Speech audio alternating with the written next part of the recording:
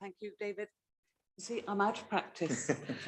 And I am chair of this committee and very grateful for David stepping in for the last 2 meetings. So thank you, David.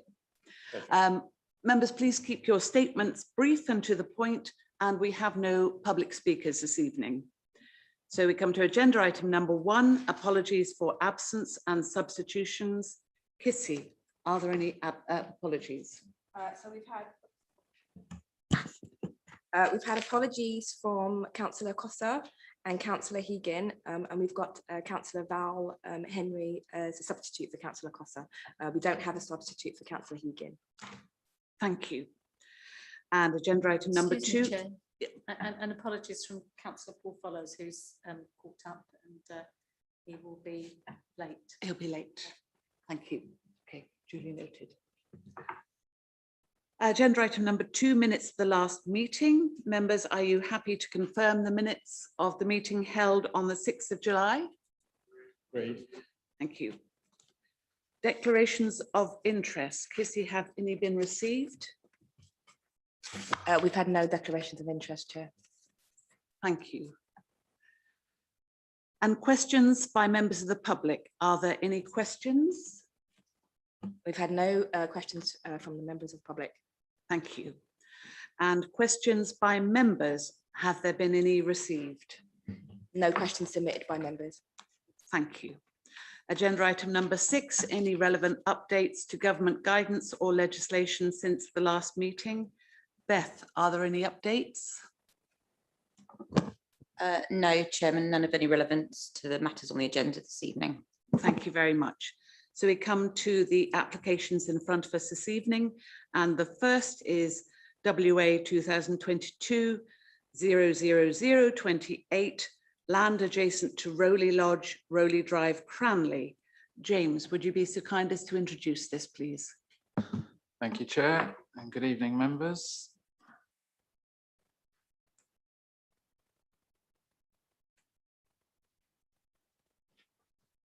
Yes, this is for the erection of a new dwelling, land adjacent Rowley Lodge, Rowley Drive.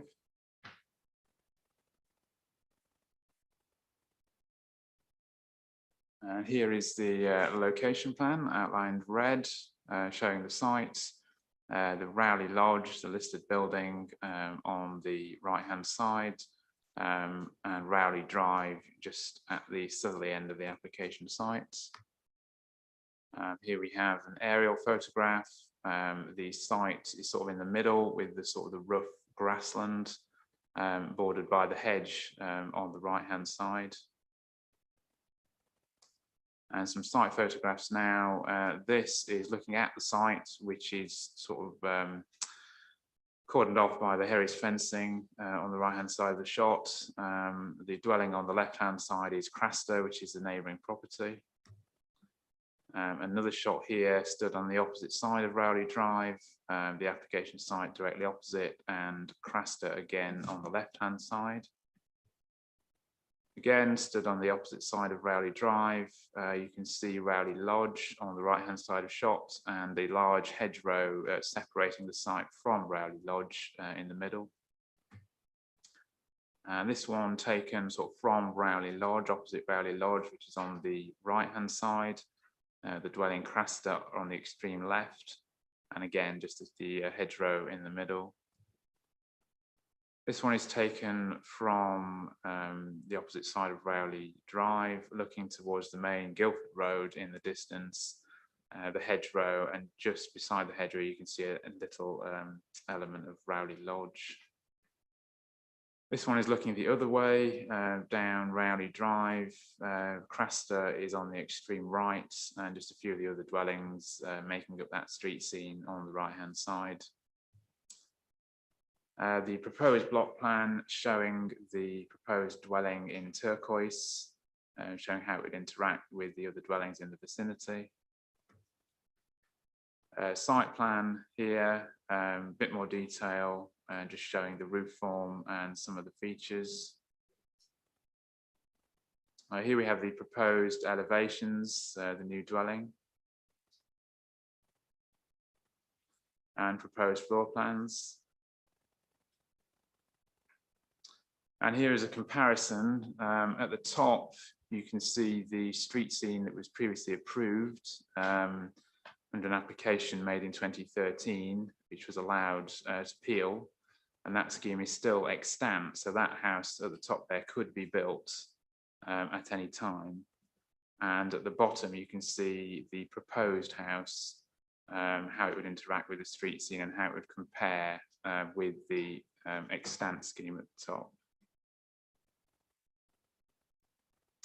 So the key issues of this one: the design of the new proposed house, the impact on the street scene, the adjacent listed building, any impact on neighbouring amenities, and the fact that the previous permission does remain extant, could be built out.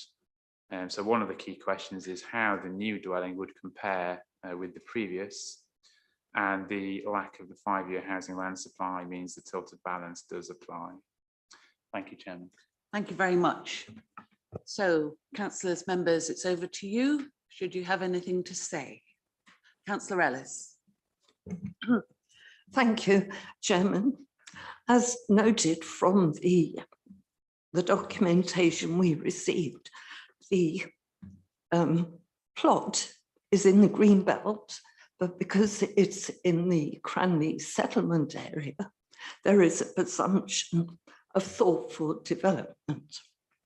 The plot was previously in the curtilage of the listed building, and although the proposed property has been moved to the very edge, far edge of the plot, it's still actually very close to the listed building. It's a narrow plot. As the officer mentioned, the first application was submitted in 2013 and allowed at appeal in 2014. So that's over 8 years ago. The original application was submitted over 9 years ago. Why the work started but stopped, I really don't know, but it does mean that work was carried out. The application is extant. I believe that the proposed property is exceptionally close to Craster, with a potential loss of amenity and privacy. It will have a detrimental impact on Craster, but not only on Craster, but on the listed building, because the remaining plot on which this very pretty listed building sits is still close by. And it will, I think, have a negative impact on the street scene.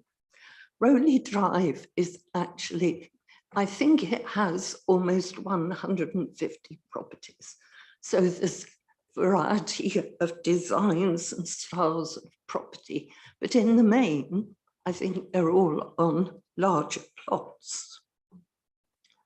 The proposed development will also overlook the rear of a property called Preston Lawn, which fronts onto the Guildford Road.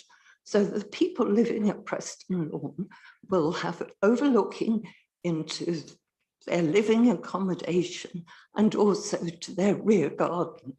And one might expect that people are entitled to perhaps a better degree of privacy in their rear garden. I'm very concerned about the access onto Rowley Drive. It's at its very narrowest point, and there are supposedly 3 spaces available with the proposed property. They will be accessing onto Guildford Road at this narrow point and very close. And I compliment the person taking the photographs, because from my personal view, they actually make Rowley Drive look, or the distance from the Guildford Road, to be considerably more than I would think is the case. Could I, with respect as well, suggest that the officer's report says that Surrey County Council Highways has no objection to the application, whereas in fact, what they said was they have no comment because it is a private road and therefore they do not have to comment. And with respect, I suggest that no comment is very different from no objection. There are no pavements on Rowley Drive. The drive is maintained by the residents. And this, as the officer mentioned, it's close to the junction of the very busy and fast Guildford Road. And actually on the corner to the front of the listed building, there is quite a large bus lay-by. The buses pull in there on their way through to Guildford from Cranley, and there are often cars parked there. And I do feel it's actually quite a dangerous junction. It's very difficult if you're trying to get out of Rowley Drive to head right towards Cranley. So overall, I do think that the proposal would have a detrimental impact on the character and the appearance of the listed building. It would be overbearing and unsympathetic in its impact on Craster by virtue of its size and its proximity. I think it's out of keeping with the street scene, where, as I said, there's a rich variety in design and styles of properties, most of them set in larger plots. And finally, Cranley Parish Council did not object, but commented on the roof height and possible negative impact on the street scene. Thank you, Chairman. Thank you, Councillor Ellis. Councillor Goodrich. Thank you, Madam Chairman. I have greatest respect for what Councillor Ellis has said, but I think in view of in particular, the extent permission that's already been granted on this site, and looking and comparing what the two schemes look like by way of comparison, I'm minded at the moment to follow the officer's recommendations. One thing that concerns me, and I'm asking a question about, is the row of trees on the eastern boundary, which is clearly very important, particularly with regard to Rowley Lodge and the screening of it, which I see, I'm assuming from the plan on page 14, are the existing trees, which says so, existing timber, etc. And I see no condition about trees. And I would have thought there ought to be some condition or landscaping or even tree preservation order, but something to ensure that the applicant can't, at the first swipe of the chainsaw, take those trees down, which I think would change the character and not be so unacceptable. So could I ask the officers, looking at conditions, would it be advisable to put one on? Because I think there ought to be. Thank you, Councillor Goodrich. James, would you like to answer that now? And would you just clarify, they look to me as if they lay landy. Yes, thank you, Chair. Yes, it's a hedge, so we couldn't actually protect it in the same way as a tree. We can add a landscape condition, typically, which would guarantee it for 5 years if the committee is minded to do that. Thank you. Thank you, Chair. Councillor Townsend. Thank you, Chair. It is quite difficult, this one. I mean, there is a mix of houses down that road. You know, there isn't one particularly in this particular style, but it isn't completely out of character with other houses within the road. And to be honest, as Councillor Goodrich has said, the extant permission that's already on the site and the fact that they're using exactly the same access as they were going to, previously, despite it being a private road, it has got the benefit of a planning permission on it already. It has moved slightly away from Craster, which is good, and the hedge does screen, but equally, yes, I mean, I would support maintaining the hedge for 5 years if that can be put on, as Councillor Goodrich has asked. One of the things that does concern me is about the road. The width of the road is quite narrow, and obviously during construction, where construction vehicles will park, and I think it's important for us to at least add the informative about the considerate building, or whatever the thank you. I keep forgetting that, called considerate construction. I get the considerate bit. And considerate construction, and I think that it would definitely be worth having that on there. The thing that I would like to ask officers, I've just got a couple of things, is that there doesn't seem to be any kind of ecological survey or any environmental survey on the land, and whilst I understand that the extant permission has sort of been started a bit, I just wondered whether or not there should be anything, because it did start quite a long time ago, whether the surveys that were done before it was still relevant. So if you could answer that. The other thing as well is that the energy efficiency of the building, you know, I know that we've got the sustainability SPD going through at the moment, but we still do have, sorry, it's been a busy day of meetings, CC1 and CC2, and I would like to see some kind of you know, energy statement to know whether or not they're going to put a gas boiler in this place, whether or not it's got double glazing, things like that. You know, I really think we should be starting to be having an awareness of that, and it being listed within the officer's report. And I haven't got a comment from Thames Water. Again, I presume because there's an extant permission that there isn't one required on there. But it would be good to know if that was the case. So three sort of questions there, really. Can we have the informative, the energy efficiency and ecology, and also Thames Water? Thank you. Thank you, James. Thank you, Chair. Yes, we can add the informative. And with regards to the ecology, it hasn't sort of triggered any of our sort of receptors on the biodiversity checklist. So if you look at page 9 of the report, under the other matters heading, just a brief summary of some of the things that it is not effectively. And I don't believe any ecological survey was done on the previous scheme. So in those circumstances, we wouldn't automatically require a survey. It would have to sort of hit one of those red flags, if you like, to trigger that. Sorry, what was the last point? Thames Water. Apologies, I'm forgetting to do the microphone now. About the energy statement and Thames Water. Thank you.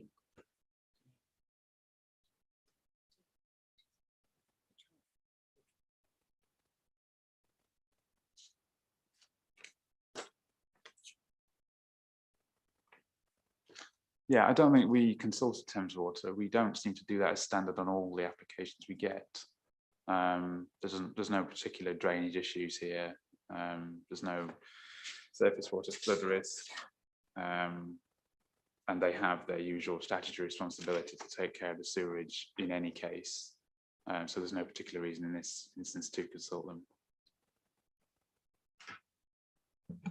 I think most of the members here would like to see Thames Water being, you know, consulted, because it is an additional house, and bearing in mind water is very scarce in the area. You know, I think that should be part of the checklist that is done. Thank you. We can make a note of that and we can action that. And on energy efficiency, is that? Yeah, we have the usual requirement for water efficiency, which is a condition or condition 4. We wouldn't normally require any further efficiency measures, and the policies are fairly, to my mind at least, fairly vague in that respect. So it probably depends which sort of specific measures you'd be seeking Yeah, to. I appreciate that, and we all know that that we are waiting for the SPD and hopefully the adoption of that. But I do think that it would be within the remit of officers to at least ask whether or not they were putting things in like a gas boiler, and whether or not they are going to put in solar panels. I mean, there are opportunities here for solar panels. It's got quite a big roof on it. You know, I would like to see that being pressed, and at least us finding out. If they say no, we're not doing it, I know that it's very difficult for us at this stage to impose it, but I do think that that is something that should be being asked on applications, so that we have got an awareness that, and also the developers have got an awareness that that is something that we are, you know, we've got a heightened interest in. Yes. Thank you, Chairman. Just to confirm, we will take that away. As well as the sustainability SPD, you'll also be aware that we've got the sustainability checklist coming through, so I can feed that back to the team who are dealing with that. Thank you, Chairman. Thank you, Councillor Henry. Thank you. I think a lot of my concerns have already been answered, but there are probably a couple of comments I'd like to make. The principle of the dwelling, that's already established. However, this is a larger dwelling, and it is closer to the pretty little cottage at on the main road there. I'm not very impressed with the design. There's probably not much we can do about it yet, but at this stage, but I will comment on it. I don't think that the design is up to very much, and when you look round the back, it even gets worse. So an uninteresting mix of styles there. The street scene, I'm glad I took the opportunity of having a wander down there. I was quite surprised to see the majority of the houses down there are chalet style, 1.5 stories. This is going to be 2.5 stories. There's nothing of that in that particular area, and I think my concern is that this could set a precedent. Thank you. Thank you. Councillor Denis and Councillor Darcy. I'll be very brief. Thank you. Page 9 under conclusions. Sort of, maybe it's just me, but it concerned me when I read proposed dwelling would amount to appropriate greenbelt development. I thought we always look for special circumstances. I appreciate there was the previous application. I just don't think that's a good way of describing it. Appropriate greenbelt. Are we saying we have what we call appropriate nowadays? I don't think so. So I didn't really like that. I think it just sends the wrong message. And then the second line would have no significant impact. Well, it has impact, might not be significant, but it does have impact on the listed building. I think, as Councillor Goodrich said, I mean, I really don't like this because it's in the green belt. I think it's a rubbish design, etc., etc. But because the 2013, it puts us in a position where it'd be quite difficult to defend. So I can't support it, but I won't oppose it. I wish in the future some of these things were changed and it didn't say appropriate green belt, because it will be played back at us by other applicants. Thank you, Chair. James, would you like to respond? Yes, just on the greenbelt point, it is actually appropriate greenbelt development because it would constitute an infill within a village. If you look at page 7, principle of development, infilling in a village is actually listed as one of the exceptions to inappropriate development within the NPPF. So I do take the point in that normally new buildings within the green belt, we do consider them inappropriate, subject to the exceptions listed in the NPPF, and this, I'm afraid, is one of those exceptions. Thank you, Chair. Thank you. Councillor Darcy. Thank you, Chair.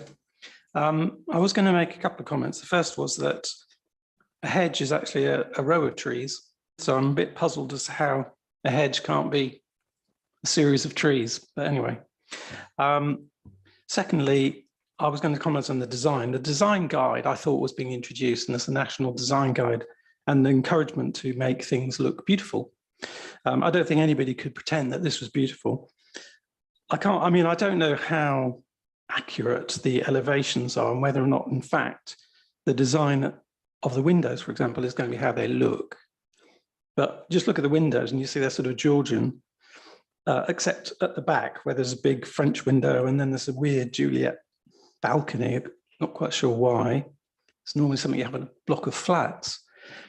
And then there's a blooming dormer window as well. I mean, it's an absolute hodgepodge. It looks like it was designed by an idiot. And then the second thing I was going to say, or is it the third, was to reinforce what Liz said, which was, sorry, Councillor Townsend, which was that while we can't require people to do things like have solar panels and heat pumps and things like that, we can at least ask them if they're going to have them. And I think it's well past the time that we started asking. I'm just asking for the information.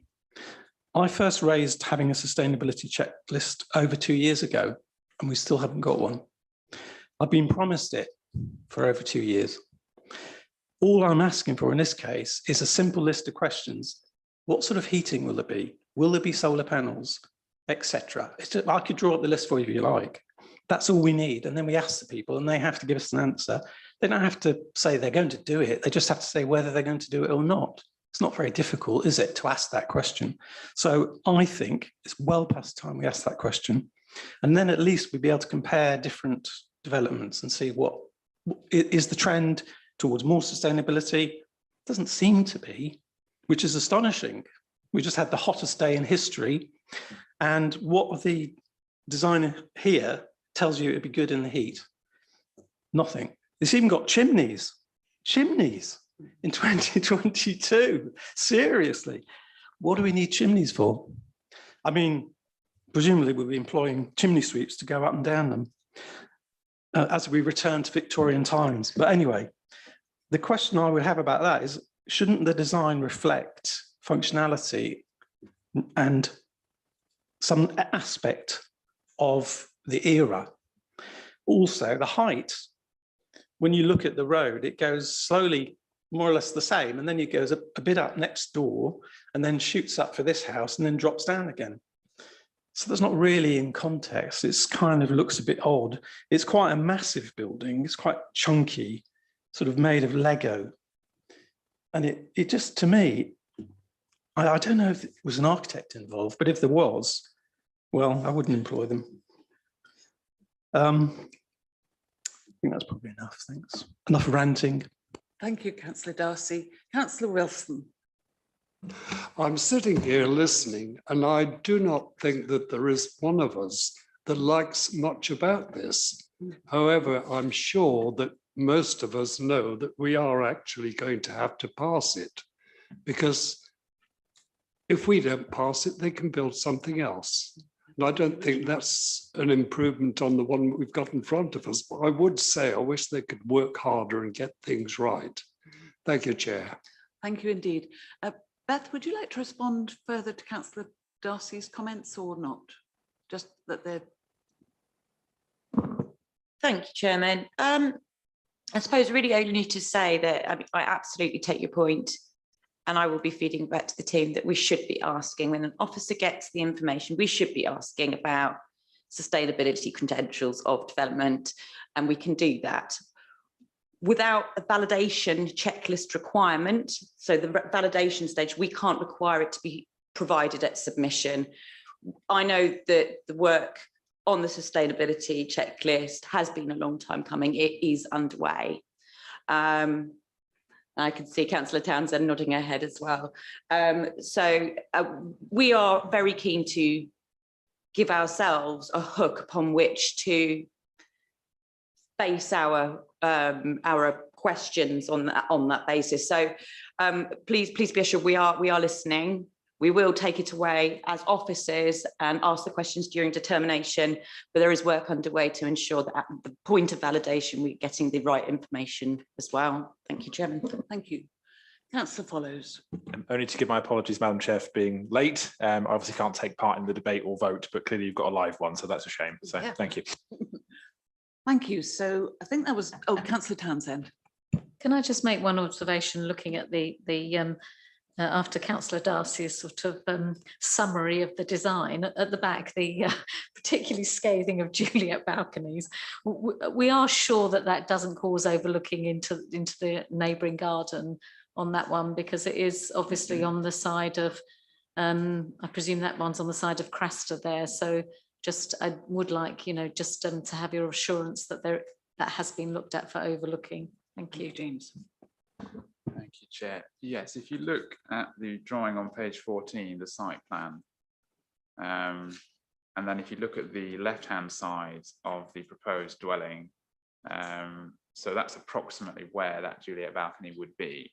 And clearly there would be a degree of overlooking, especially towards the rear of that garden at Craster. I mean, that is typical of two-storey dwellings in close proximity. It's essentially a question for members as to whether you consider that to be significantly harmful or not. Could I just come back on that, Chair, please?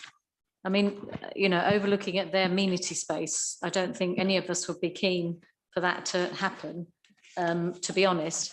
I don't know whether or not we can say we want the bottom part obscure glazed. You know, on the Juliet balcony, they can put obscure glass so that, or whether or not there's anything else we can do. But if there is overlooking, I think that might be a slightly different decision for even for me. Councillor Townsend, do you mean the top part? So instead of railings for the Juliet balcony, I've seen them before on properties where they have obscure glass instead of the railings, but I don't know whether that would be acceptable. It's just a comment. James, would you like to respond at all? Thank you, Chair. Yeah, I mean, I think the question here is whether the Juliet balcony makes it materially different to the overlooking you likely get from the extant scheme, but we could certainly add a condition requiring an obscure sort of screen around that Juliet balcony if the committee were minded to do so. Thank you. Vice Chair. Thank you. I can understand the concern about overlooking, but I think we're talking a load of twaddle here, really, because if you obscure the bottom half of it, that's only going to prevent somebody that's laying down on the ground with their binoculars, isn't it? If they're standing, it's no different to a window, is it? I mean, if you've got a window there, you can stand at a window and look down into next door's garden, the same as you can with French doors. So I think we're probably going up the wrong road there. So. But I do tend to agree with other comments that have been made about the appearance of the thing. It is pretty grim, and I know Rowley Drive pretty well, and it is mainly chalet bungalows and 1.5 stories, and we've got, especially at the back, we've got 2.5 stories, but we've got this extant permission, and we're stuck with it, really. So thank you. Thank you. So as I see it, we have had a discussion about the Juliet balcony. Are we going to? No, thank you.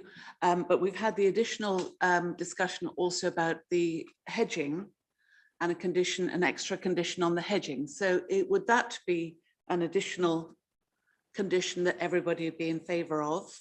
Right. Yes. So the recommendation, therefore, is to grant this with conditions 1 to 7, but now including an additional one for the hedging. Beth. And a national informative.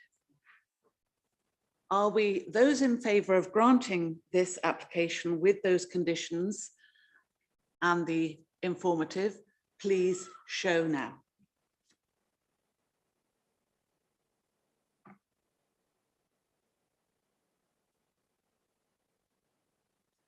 Okay, and those against? And any abstentions?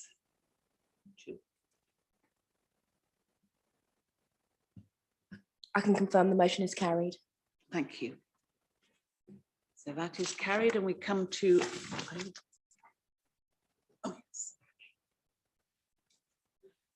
we come to our next application, which is for 57 Oxted Green in Milford. Wanda, you're going to tell us about it.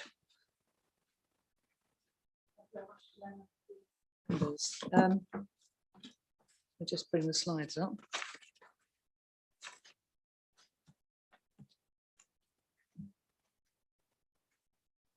Right, so I'm bringing you a householder application at 57 Oxted Green, which has been brought to committee because, as you've noticed, Beth has departed. The applicant's agent is related to a member of the council staff. So what the proposal is for, okay, is for the erection of extensions and alterations to elevations with associated landscaping. And as written here, there are an ecology statements and back reports that accompany the application. The location plan shows an elongate plot that is surrounding quite close proximity to neighbouring dwellings. There was, as you can see, there is a substantial distance between the dwellings to the north and the dwellings to the rear at the south. The aerial view shows the length of the plot and the garden to the rear. The proposed extensions are surrounding the dwelling, and there will be more or less in the envelope of the existing dwelling. The map shows that the site is to the south of Milford. There's a little blue dot on the corner of Oxted Green, which bends round from an east-west running off the Petworth Road and then goes down to the south. So I've clipped a street scene. It's a bit fish-eyed because it came from the street scene of Google. But you can see a similar frontage in terms of gables. What we have is a row of gable-fronted two-storey dwellings that have different sides, and they're on different widths of plots. So the design is not coherent entirely along the street scene. I've included at the bottom the view across the street to show the distance of and the screening and the impact that anything would have from the neighbours on the other side. So as you can see, there would be almost no visual impact at all. There's in fact, I think 38 metres to the dwellings to the north, and there's a distance of 50 metres to the dwellings to the south. So when we come to the residential amenity, we're looking only at the dwellings either side. And they are, the central dwelling here shown is number 57. We've got 59 on the right and 55 on the left, which are going to be shown in more detail. These are the closest neighbours. We've got the dwelling itself, top left, that's number 57. Its nearest neighbour on the east, number 55. Its neighbour to the right on the west is top right, and that's number 59. And I've included two photographs of 59 to show that the ridge line of 59 is different from the ridge line of 57, which will come into bear when we look at the proposed elevations. The proposed development will not impact significantly at all on the neighbour to the east, but I'm showing you the neighbour to the east to give you a context of the street scene proximity of relative dwellings. So I've taken a photo down between the two where we've just about got a metre space between those two. And that is not untypical in that street scene on that row. We are also showing you a picture of the extent of the extensions at number 55 in relation to what is currently at number 57 in the rear. And this is the more relevant neighbour because the proposed extensions will be to the right-hand side of number 57, should you consider the application for approval. 57 is shown at the top left of the screen and at the bottom left. The reason for the bottom left photograph is to show the extent of front parking, and the reason for the top left photograph is to show that the width of the current drive between the two dwellings. I've got photographs from the rear showing the width of the dwelling at number 59. That's the neighbour to the west, and the current separation of the two dwellings to give you an idea of the context of the development. And again, these are more photographs of the rear. I think the bottom left one with the artistic ball shows a little bit more clearly exactly how widely separated they are. And I've included on the bottom right-hand side a photograph just to give you an impression of how long the plot actually is and the fact you really will not be impacting on anyone to the rear. And that's the policy context. We're in the rural settlement of Whitley. It's RD1, and next door on the left-hand side is the Wilden Heath 1 special protection area, which is the 400-metre boundary being shown. And that's of relevance for the number of BAT reports that had to be submitted. So the block plan shows the shaded area which will be impacted. There is built form currently underneath that shaded area, but it's been shaded because there is an alteration to the roof form. It isn't an entirely replacing all of the area underneath the shading, but it's altering the roof. So there is currently 2-storey built form under some of that shading area, and there's currently single-storey built form underneath the shading area for the rear extension. The rear extension will extend to a maximum depth of 1.7 metres beyond the line of neighbouring rear elevations, and that will extend further to than, if you look on the right-hand side, and you remember the photograph, the block plan actually does not show the extent of the current extensions at the neighbour on the right. That's number 55. Number 59, I think, also has some kind of outbuilding adjacent to the boundary, but we will only be extending 1.7 metres further down to the south in this proposal. Oh, I want to go back. Yeah. The front elevations are shown here. The existing is shown on the left. The proposed is shown on the right. The top one is the front. You've got the same sloped roof over the entrance and a continuation at the top at the first floor level of the same ridge height, with then a pitched roof which mirrors that of the entrance first single-storey element. There is the wraparound single-storey rear extension shown on the right-hand side there. And the rear extension also shows that an existing single-storey rear extension lounge will be continued with a different pitched roof form wrapping around. So it goes the full width and then around partially to the side. But that side extension will be stepped well back from the front, as you will then see on the floor plans, so that it does not give the effect of making an extraordinarily wide dwelling at the front. So the width of the dwelling at the front will remain, at the front existing building line will remain the same. Side elevations, you can see at the top right, the proposed single-storey rear extension. There is one additional window on the top, which will serve a bathroom and will be conditioned to be, should you recommend so. The officer's recommendation is that that be conditioned to be obscure glazed, fixed shut, above at 1.7, sorry, below 1.7 metres. There's a reduction of a doorway on the side elevation that meets the neighbours. As you saw, it was a very narrow entrance way. That's actually a current entrance to a kitchen door, and the restriction of space between those two dwellings makes that less useful. So it's been removed.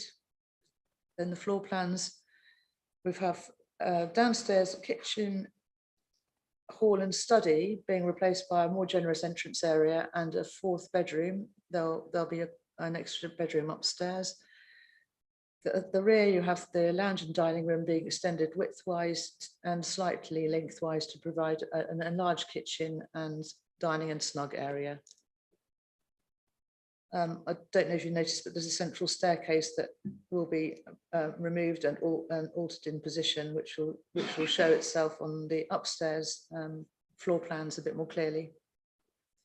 So on the first floor, we currently have 2 bedrooms with a central staircase, which will be replaced by a central staircase moving down to serve the front entrance hall area. And the master bedroom will then take some of the area as an ensuite on the right-hand side. A new bedroom will be created in the side extension and a new family bathroom, giving the dwelling an upstairs family bathroom. And bedroom 2 becomes a smaller bedroom 3. So the matters for consideration then are design and impact on visual amenity, the impact on residential amenity, the impact on parking, and the impact on biodiversity and the Wilden Heath 1 SPA. Thank you very much.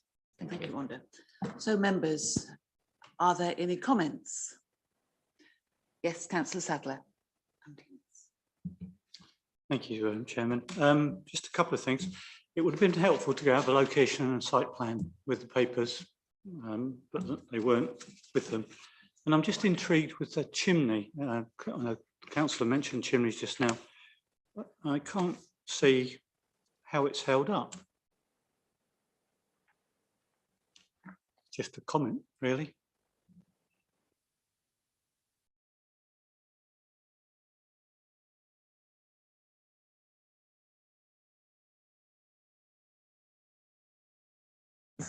I think if you look at the proposed plans, you'll see that the chimney breasts that are existing are still there. They're either side of where the staircase was, and that's now going to be a cupboard of some sort.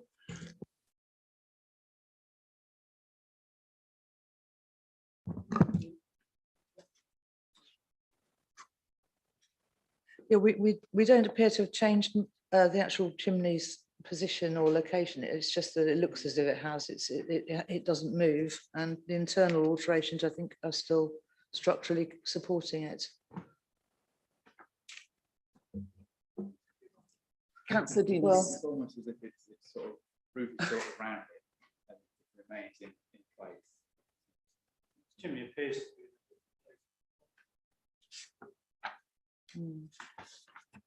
Councillor Denis. Thank you, mine's a really quick one. Conditions, there's nothing about a construction management plan. Bearing in mind this is a residential area, you know, what hours are we going to allow them to work, etc., and parking. I think it should be a condition about a construction management plan to be agreed by local planning authority. Otherwise, they could be working at 10 o'clock at night and there's nothing can be done about it. I'm sure that'd be supported. Thank you. Wanda, would you like to respond to that? We could propose a construction management plan. I can just find a construction management condition. Would you like to see the wording, or would you be content to use the standard wording? Yeah, right. So, okay. Well, that would be easily to add to the condition to the list of conditions. We'll use our standard wording. Yeah. Thank you, councillor Townsend. Yeah, I mean, I'm not sure would that be considered to be reasonable for an extension. I think potentially we might just have to go for the informative again for the considerate construction. But yeah, I'm not sure. Before, when we've asked for them on extensions, we've been advised that it wouldn't be considered to be reasonable, but I'm obviously very happy to be guided by officers on that one. Thank you, James. So I would say that Beth would normally say that it wouldn't pass the test of reasonable, but because she's from an enforcement background, she knows more than I. But we have had them for constructions where there is a narrow road. It is a matter for you as the committee to make that judgment. We wouldn't necessarily ordinarily, but if the committee are minded that that necessary on this instance, it is something we can quite simply add on. But as I say, we would, it's probably disproportionate to the scale of the scheme, and so it's not, we don't add them for every household scheme, of course. Also, given the extension that is only to the side and there was already a parking area for at least 4 vehicles to the front, the expected amount of construction vehicles for that level of development would not normally be expected to. Again, it's all a matter of the scale. So the scale of the development is relatively minor. So ordinarily, we would not be adding a transport management plan. But it is up to members to resolve on that issue. It's a transient thing, so that the construction doesn't go on for very long, but there will be a degree of disruption during that time frame. So it is a matter for members to decide on. We wouldn't ordinarily add one, but we can. So thank you, councillor Denis. Are you happy with that? Are you happy? If I can just come back, firstly, the considerate constructors stroke construction, that's normally national building companies. So, you know, an informative on that could actually be quite restrictive, because if you've got 1 or 2 people working on a building, they probably wouldn't be part of that. I have had problems locally where things are happening on a Sunday and all the hours that we would not normally give. And if you haven't got a condition, They can bang away and build and cut. So my own personal view, and it'd be up to my colleagues, is that we ask for a construction management plan, which it can be quite basic of only construct within, between 8 and 6, not on a Sunday. It's not rocket science, but if you haven't got it, I've had it where they're banging all day Sunday and all through the night. So I would still like it. James. Thank you, Chair. Yes, we can just add an hours of work condition rather than the full sort of construction transport plan. Yeah. Good, so everybody's happy with that, and I don't see any other speakers, so the recommendation is to grant this application with conditions 1 to 4 and informatives 1 to now 3. Okay, thank you. So those in favour of that, please show now.